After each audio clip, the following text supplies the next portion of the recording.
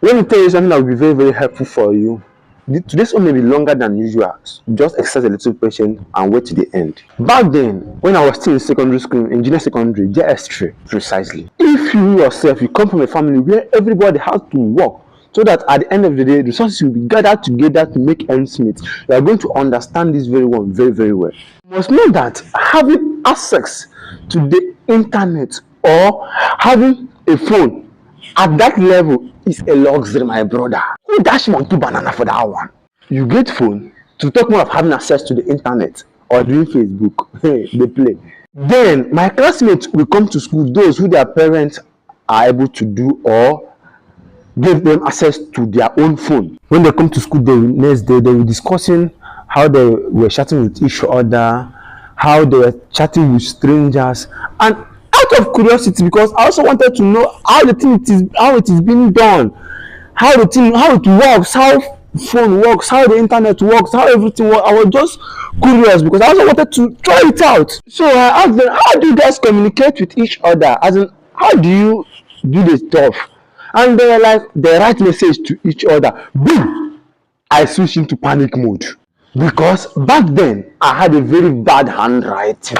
As in, even my classmates found it very, very difficult to see what I was writing in my own book. I have to be explaining them what I was writing for them to even make use of my notes. That's for a few that can manage and see small of what I was writing.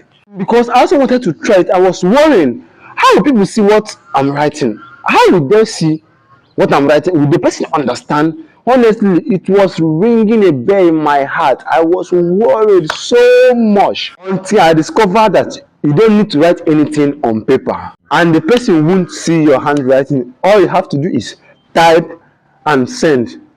Everything is done. You see, I presume that my handwriting was a problem until I discovered it wasn't. Some of the problems you tend to have in your life are not actually a problem, but you have been limited by the imagination of it. Your imagination won't wound you, as in, your imagination is creating more problems for you than the actual problem itself. Even the Bible said it, my own people perish because they lack knowledge. When you let your imagination give you perspective of things, if it is not giving it to you in a creative way, my dear, you are definitely going to have a very big problem. So always endeavor that you have a fact and full knowledge of things. You will see some of the things you call problems will go away. Have a nice day.